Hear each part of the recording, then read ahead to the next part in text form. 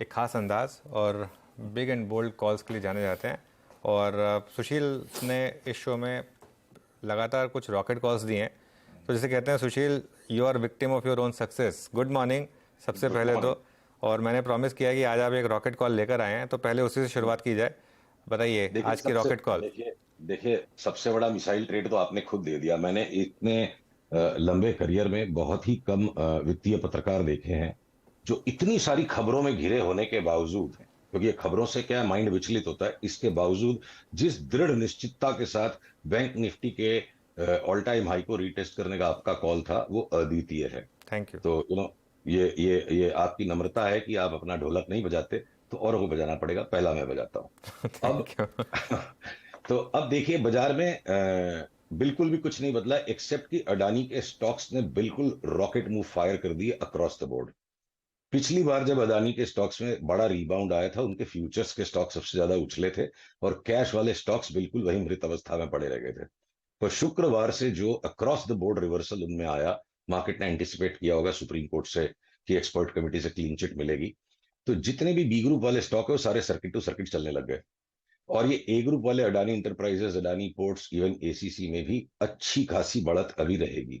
तो ये एक अपने आप में जो पूरा सेक्टर है, इसने आज निफ्टी को वापस से जीवित कर दिया है। ठीक है, हम निफ्टी बैंक निफ्टी पे 2 मिनट बाद आएंगे। पर जहां तक रही रॉकेट कॉल की बात, तो देखिए अडानी ही समूह में अब वो आ चुका है स्टॉक एनडीटीवी। अब ये चल रहा है सर्किट टू सर्किट, तो क्या कर सकते हैं, मैं आपको इसकी चार्ट दिखाता हूं। एनडीटीवी की चार्ट, हमें ये स्टॉक लगता है कि कम से कम ये 315-20 तक तो बिना रुके ही चला जाएगा। और यहां से लेके 315-20 तक की चाल के बाद जो हमें नए पैटर्न्स मिलेंगे, उस पर हम डिसाइड करेंगे कि हमें ये 400 450 का स्टॉक लगता है, या फिर ये अगले 2 साल के लिए एक ऐसी नई ऑर्बिट में चला गया कि 1200 1500 का भाव हो जाएगा। कोई आश्चर्य नहीं होना चाहिए किसी को, पिछली बार देखिए 578 तक गया था। और ये चार्ट जिस तरह से चलती जा रही है इसकी, आप अगर इसको लॉग स्केल पे जाके देखोगे वीकली पे, तो आपको नजर आएगा कि ये कल्पना कोई अनहोनी कल्पना नहीं है कि यहां से लेने वाले व्यक्ति को कोई 1000 1200 तक का भी भाव मिल जाए। क्योंकि ये साइक्लिकल लेवल पर 2020 के बॉटम से 1 2 3 वेव हुई थी और ये करेक्शन फोर्थ वेव है। तो अगर ये फिफ्थ वेव अभी स्टार्ट हो गई है तो ठीक, वरना भी ये अगर 550 तक जाके फिर से वापस करंट लेवल पर आए और उसके बाद यहां जाए, तो निवेशक को इस भाव में जब भी सर्किट्स खुलते हैं, जैसे उन्हें समझ में आता है, अपना विश्लेषण करें। हम सिर्फ जो रिकमेंडेशंस अपने सब्सक्राइबर्स को देते हैं उसके लिए हमारा उत्तरदायित्व है, अपनी रिसर्च करें और समझ में आता है तो एनडीटीवी अगला बड़ा मिसाइल ट्रेड हो सकता है। पर एनडीटीवी न सिर्फ अडानी समूह की जो पॉजिटिविटी की अभी वेव को राइड कर रहा है, पूरे के पूरे मीडिया सेक्टर के सारे ही स्टॉक्स के अंदर अब एक फाइनल बॉटम जैसा बन गया है। देखिए जैसे पहले हमने रिफाइनरीज पे एक बड़ा कॉल दिया कि सारे रिफाइनरीज के स्टॉक्स भागेंगे, फिर आया आपके एक्सचेंजेस और एएमसीज और ब्रोकरेज स्टॉक्स भागेंगे। तो उसी तरह हमने इस वीकेंड पर मीडिया सेक्टर के सारे स्टॉक्स की एनालिसिस की, और एक भी शेयर, छोटे से छोटा बड़े से बड़ा, अब यहां से घटता नहीं लगता है। तो उसमें अगर मैं उसी तर्ज पे जोड़ूं कि जिसमें बहुत अच्छी स्मूथ चाल मुझे दिखती है, तो ये हिंदुस्तान मीडिया वेंचर्स लिमिटेड अब मुझे लगता है यहाँ से 200 की चाल के लिए निकल पड़ा है। हर पुल बैक में इसको ले सकते हो, 55 56 का प्राइस है, 50 में 48 में जहां भी मिला तो 3 4 बैगर हो गया। अब अगर आप टीवी 18 ब्रॉडकास्टिंग पे भी जाते हो, चार्ट स्मूथ नहीं है, तो यहाँ एक इन्वेस्टमेंट व्यू लेना पड़ेगा, वो टाइट स्टॉप लॉसेस वाली स्ट्रेटेजी से काम नहीं होगा। कन्विक्शन है तो लेके बैठो, ये वापस यहाँ से 30 वाला 100 हो जाएगा तो मुझे कोई बड़ी बात नहीं लगती है। जी टेलीफिल्म्स, इसने बहुत बार धोखे दिए, पर अब आप इसकी लॉन्ग टर्म चार्ट को देखो, ये ए वेव और ये बी वेव बना के, पिछली बार जब इसने एक बड़ी खतरनाक चाल दी थी 400 तक की एक तरफा, तो ये वाली जो चाल ये देखिए यहाँ पे, एकदम से एक महीने के अंदर ये स्टॉक 155 वाला 350 तक चला गया था। मुझे करीब करीब उतनी ही रफ्तार वाली एक और चाल अब यहाँ बनती दिखती है, और वो कॉल ट्रिगर होगा जब ये स्टॉक 190 के ऊपर बंद आ जाएगा तो हम आधा लेंगे, और जब 200 के ऊपर बंद आ जाएंगे तो हम पूरी तरह से इसमें निवेशित हो जाएंगे। तो अब डिश टीवी का स्टॉक आप ले लो, यहाँ इसमें ट्रेडिंग करके कोई जीत नहीं सकेगा, पर यहाँ कोई लेके बैठता है तो 14 15 वाला 30 32 में अगले 3 से 6 महीने में बिक जाएगा, तो मुझे आश्चर्य नहीं होगा।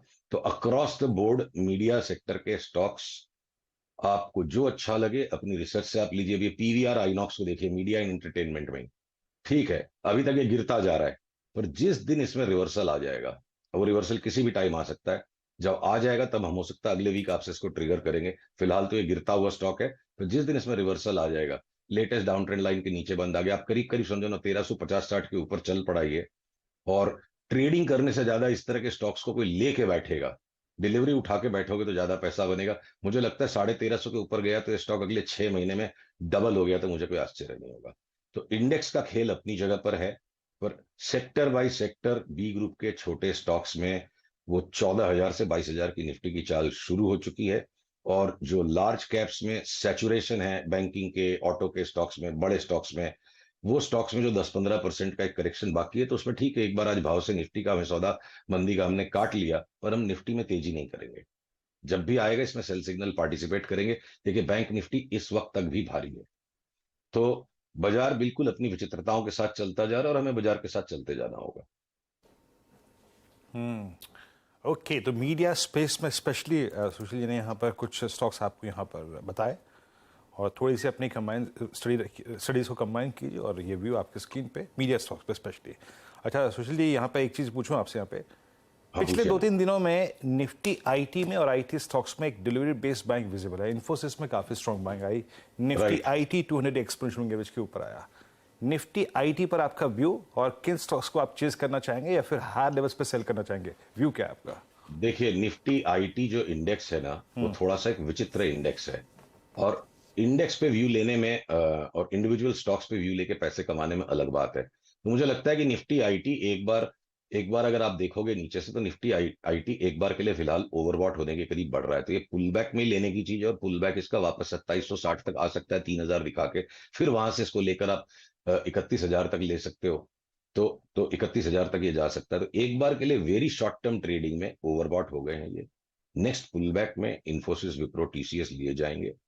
और ये बाजार के सिंक से बाहर चल रहे हैं। जब बाकी बाजार बढ़ रहा था ये गिरते गए, अब बाकी बाजार गिरने की तैयारी में लग रहा है लार्ज कैप्स, तो आईटी स्टॉक्स उसे संभाल रहे हैं। अडानी के बाद एक सेकंड हाईएस्ट स्ट्रेंथ जो है आईटी स्टॉक्स में है। और मैं माफी चाहूंगा, पर ये मेरा निजी विचार है, 200 डे मूविंग एवरेज को देखना और गांजा फूकना दोनों बराबर है। क्योंकि mathematical degrees of freedom address नहीं होती है। We can not ever answer a question why is 200 day moving average better than 199 और 201। तो तीनों ही एवरेजेस समान है। तो आप किसी भी मूविंग एवरेज को देख लीजिए, उससे मैं बाइंग सेलिंग के सिग्नल नहीं निकालूंगा। मैं moving average, 200 day moving average से एक रिलेटिव स्ट्रेंथ है, भैया ये स्टॉक स्ट्रांग है, स्टॉक्स वीक है, उसे बाइंग सेलिंग का फैसला कभी नहीं करना चाहिए। ये मेरा अनुरोध है। इसमें बहुत बुरी तरह आदमी फंस जाता है। बिल्कुल, ये एक्चुअली सुशील जी का व्यू रहा है, पिछले कई सालों से रहा है। और जितनी बार भी मैंने उनसे ये सवाल पूछा है, ये कोई हमेशा उनका ये व्यू रहा है, कभी चेंज नहीं किया उन्होंने ये व्यू। इनका व्यू रहा है कि 200 डे मूविंग एवरेज को एक बार उन्होंने कहा था कि डस्टबिन में फेंक दीजिए। तो सबके अपने व्यूज़ होते हैं, ये सुशील जी का व्यू है और सुशील जी ऑब्वियसली अपने व्यू को एकदम छुपाते नहीं है, साफ साफ बोल देते हैं। तो चलिए ठीक है, ये बात हो गई। अच्छा एक सुशील जी, क्योंकि ये सारे के सारे स्टॉक्स ना आपने कैश वाले बता दिए, अब जो हमारी ऑडियंस है उसको आपकी बायोकॉन की कॉल बहुत पसंद आई थी, जिसने इतना शानदार मूव दिया था। एफएनओ में कोई एक ऐसा स्टॉक जो आपको नजर आ रहा हो? अच्छा, देखिए एफएनओ में अभी हैं कुछ स्टॉक्स। अब अगर आप पेज इंडस्ट्रीज की चार्ट को आप देखो, इसमें सट्टा करने की बजाय अगर आप लेके बैठोगे, देखो अभी बाजार ऐसा है कि सट्टा करने वाले को लॉन्ग वाले का भी स्टॉप लॉस लग रहा है, शॉर्ट वाले का भी स्टॉप लॉस लग रहा है। तो लक्ष्मी देवी को अगर आपको आज आरती के बाद लड्डू खिलाने हैं और उसे बर्फी नहीं खिलानी है, तो लड्डू मिल रहा है वो खा लो सुख से। हमें सट्टा ही करते रहना क्यों जरूरी है? जो बाजार देना चाहे वो हमें लेना चाहिए। तो आप देखो पेज इंडस्ट्रीज की चार्ट को, आप सट्टा किए बिना अगर आप इसको डिलीवरी लेके बैठते हो, अगर ये चार्ट, रुकिए मैं आपको स्टॉक्स में दिखाता हूं इसको। ये,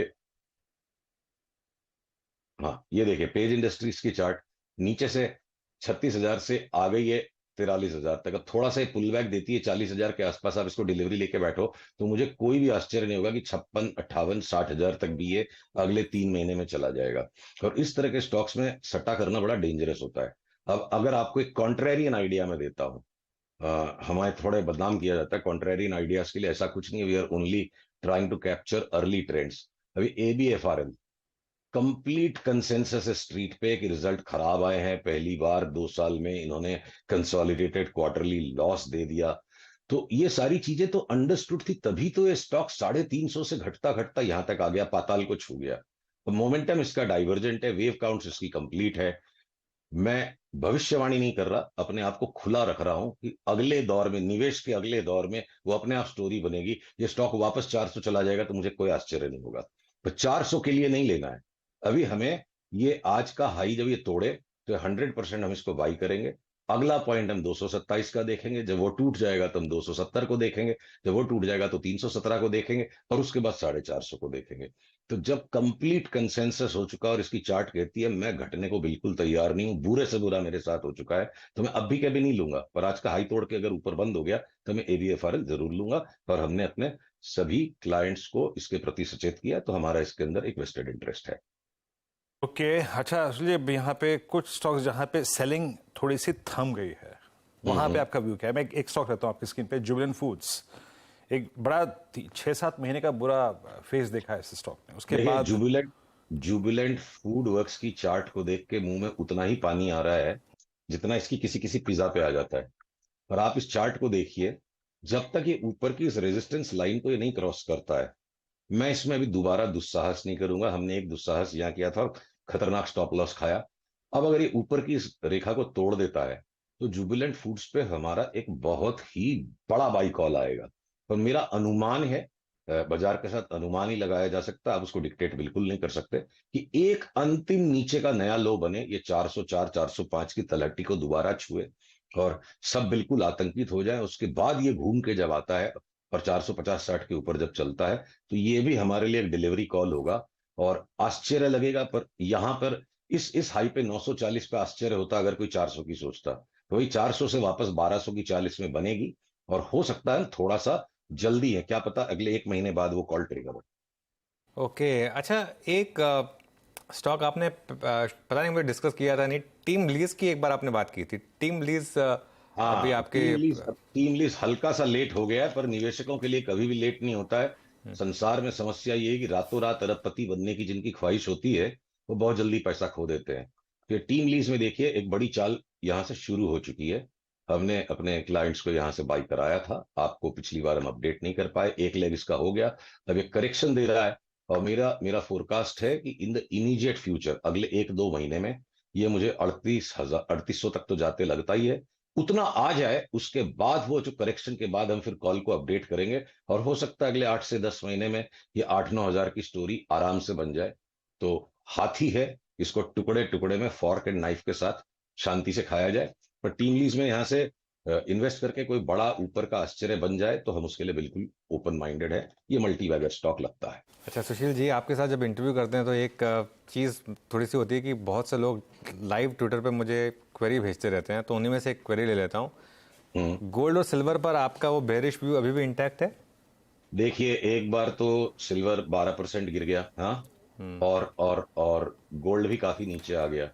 तो वो जो कॉल था ना कि दीवारी पर अपनी अपनी बीवियों और गर्लफ्रेंड्स को उतने ही पैसों में 25 से 30% ज्यादा गोल्ड और 30 से 35% ज्यादा सिल्वर खरीद के देंगे, तो वो तो इंटैक्ट है।